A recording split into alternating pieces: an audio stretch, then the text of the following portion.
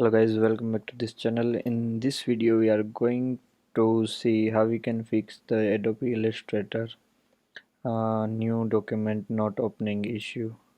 So when I install this Adobe Illustrator, I noticed the thing that when I click on this create new document, it will open like blank. I waited for a while and it will not opening. So I just figure out a way where you can open this without any problem.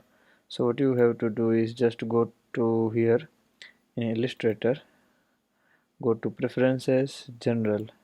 You can follow this in Windows also. So when you open preferences, go to general and just tick the menu that says use legacy file new interface. Click on that and okay.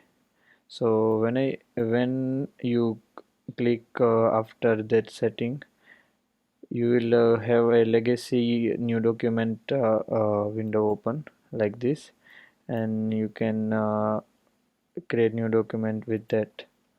So it is easy as this. You can follow this in your Windows and Mac both.